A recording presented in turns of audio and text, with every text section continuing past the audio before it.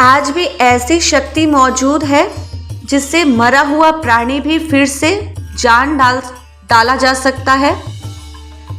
तो इसका जवाब है हाँ। इस वीडियो में आपको बताएंगे वो कौन सी शक्ति है जिससे मरा हुआ व्यक्ति को फिर से जिंदा किया जा सकता है। दर्शकों, आपका स्वागत है मेरे YouTube चैनल में आदिशक्ति हिंदी टीवी पर।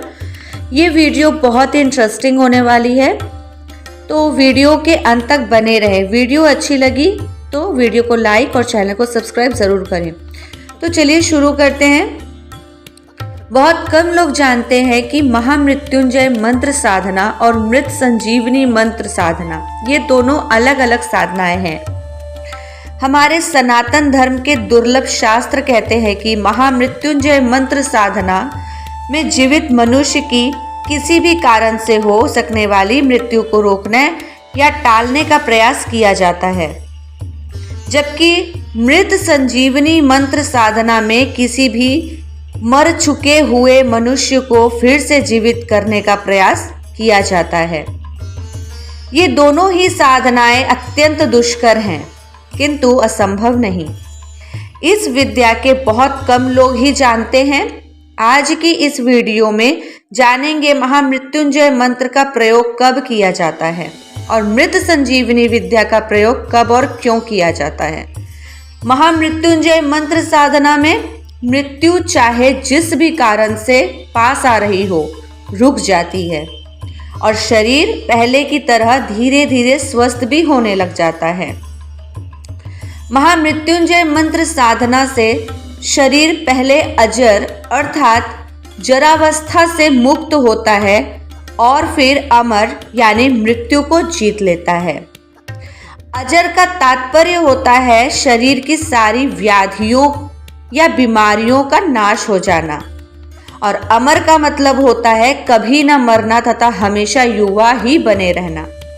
जब कोई साधक महामृत्युंजय मंत्र की साधना करता है तो उसे अजर बनने में ही कई वर्ष लग जा सकते हैं, और अजर से अमर बनना तो बहुत ही लंबी प्रक्रिया है। महामृत्युंजय मंत्र साधना का लाभ कोई भी मनुष्य ले सकता है, चाहे वो व्यक्ति कितना भी बूढ़ा आदमी हो या बहुत छोटा बालक हो या कोई स्त्री हो या पुरुष हो। किंतु महामृत्युंजय मंत्र साधना के साथ जो सबसे विशिष्ट बात है वह यह है कि इसकी साधना बेहद सावधानी से करना चाहिए, क्योंकि कई बार इसमें गलत जप करने पर यह भारी नुकसान, कठिन रोग या अकाल मौत तक ही भी हो जाती है। बिना गुरु के दिशा निर्देश के कभी भी इसका जाप नहीं करना चाहिए। अतः जिस व्यक्ति के अंदर संस्कृत के इस कठिन मंत्र को पूरी शुद्धता पूर्वक और पूरे विधि विधान पूर्वक जप सकने की क्षमता और धैर्य हो, सिर्फ उसी से ही इस साधना को करना चाहिए, अन्यथा नहीं करना चाहिए। लंकापति रावण ने भी मृत्यु को जीता था और अमृत को अपने नाभि में धारण किया था। दरअसल नाभि में ही एक बेहद सूक्ष्म कोटर में हर व्यक्ति का प्राण रहता है, और जब उसकी मृत्यु होती है तो यही प्राण शरीर में स्थित 5 प्रत्यक्ष 1 अप्रत्यक्ष रास्ते से बाहर निकल जाता है। तो जब कोई साधक अमरत्व की साधना में सफलता प्राप्त कर लेता है तो वो वास्तव में उसकी नाभि में स्थित प्राण अपने चारों ओर स्थित अमृत की कुंड में डूब जाता है। इसका परिणाम यह होता है कि ऐसी स्थिति को प्राप्त हुआ साधक तब तक मर नहीं सकता या बूढ़ा नहीं हो सकता जब तक उसका प्राण उस अमृत के कुंड में डूबा हुआ है। अपनी नाभि में स्थित इसी अमृत कुंड की वजह से रावण इस घमंड में था कि उसे कोई मार नहीं सकता, पर उसका महा अधर्म, उसके द्वारा जगत जननी मां सीता के अपमान का महापाप ही प्रभु श्री राम के बाण की नोक पर बैठ गया और उसकी नाभि में स्थित अमृत के कुंड को भी सुखाकर नाभि के प्राण को मुक्त कर दिया और रावण की लीला को समाप्त कर दिया। हमारे सनातन धर्म शास्त्र कहते हैं कि इस अमृत साधना से व्यक्ति अपने खुद के कटे हुए अंगों को भी फिर से उगा सकता है या किसी बीमारी या विकलांगता से खराब हुए अंगों को फिर से सही कर सकता है तथा अपनी बूढ़ी, जर्जर और कमजोर हो चुकी काया को फिर से एकदम युवा कर सकता है।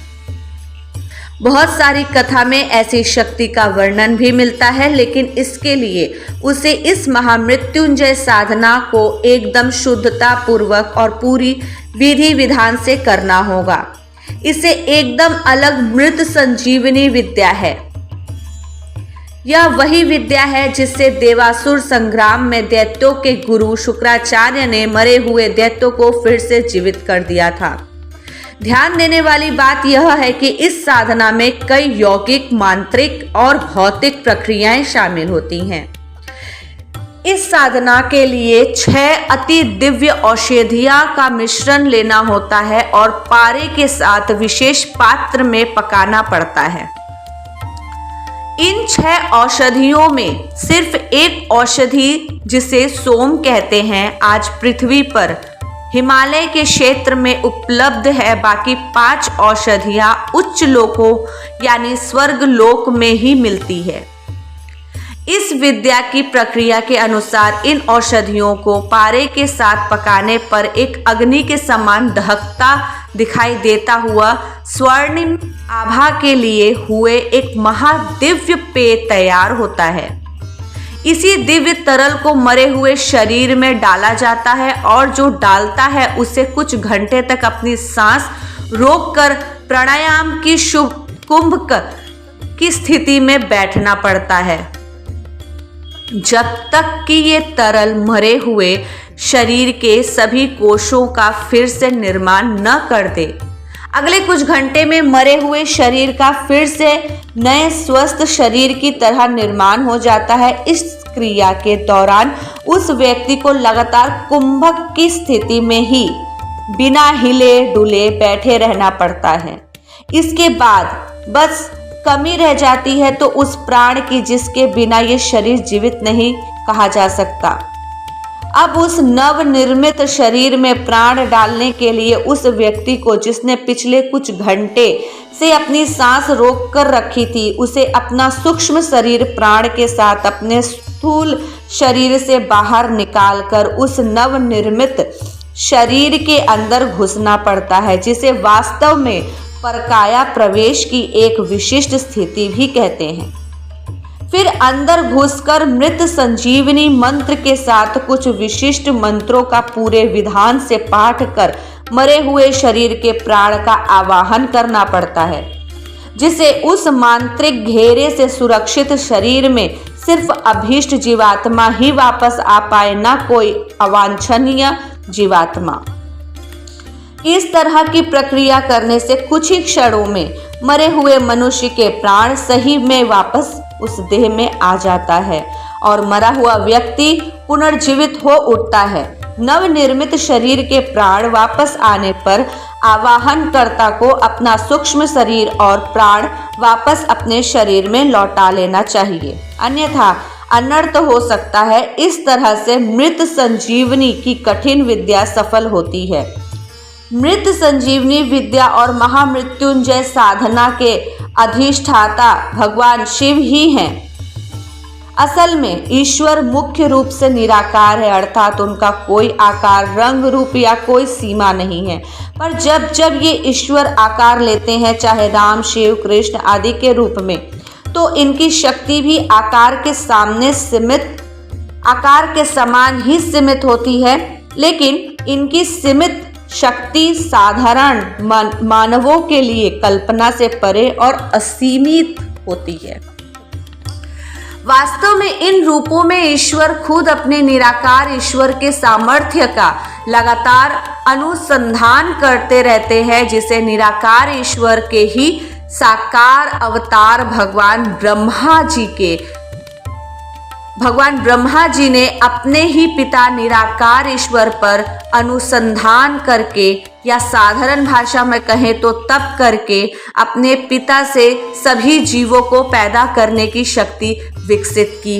पर वो उस समय अपने ही पैदा किए हुए जीवित के मरने पर उसे फिर से जीवित करने की कला नहीं जान पाए, और इस कला को भगवान शिव ने निराकार ईश्वर से सीखा और उसे सभी योग्य पात्रों में इस कला का ज्ञान बांटा भी। इसलिए आपने भगवान शिव को हमेशा तप करते हुए देखा होगा, क्योंकि वो अपने ही स्वरूप और असीमित ईश्वर से निरंतर ज्ञान प्राप्त करते रहते हैं। कुछ लोगों को यह भी संदेह होता है कि देवाधिदेव भगवान शिव भगवान होने के बावजूद भी भांग का नशा करते हैं, जो कि एक गलत बात है। पर उनको ऐसा संदेह इसलिए होता है क्योंकि उन्हें पूरी सच्चाई पता नहीं होती। वास्तव में भगवान शिव सिर्फ भांग ही नहीं खाते, बल्कि भांग के साथ 5 और औषधियों का भी मिश्रण खाते हैं, और इन 6 औषधियों के दुर्लभ मिश्रण को खाने से मस्तिष्क में एक गुप्त स्थान है जिसे मणि स्थान कहते हैं। वहां पर भयंकर मंथन शुरू हो जाता है और फिर उस मंथन से एक से बढ़कर एक दिव्य ज्ञान का प्रकटीकरण होता है। ठीक उसी तरह से जैसे कि देवासुर संग्राम में समुद्र मंथन से अमृत, श्री लक्ष्मी आदि महारत्न पैदा हुए थे। वास्तव में सच्चाई तो यह है कि हमारे परम आदरणीय हिंदू धर्म में वर्णित सभी ज्ञान विज्ञान की बातें बहुत ही मूल्यवान हैं, तथा इस ज्ञान विज्ञान के वास्तविक जानकर बहुत ही कम लोग बचे हैं। अतः ऐसे में समझदार लोगों को अपनी बुद्धिमानी का परिचय देते हुए अपने इस बेहद मूल्यवान धर्म की दुर्लभ जानकारियों को पूरी तरह से नष्ट होने से बचाने का लगातार प्रयास करना चाहिए। धन्यवाद।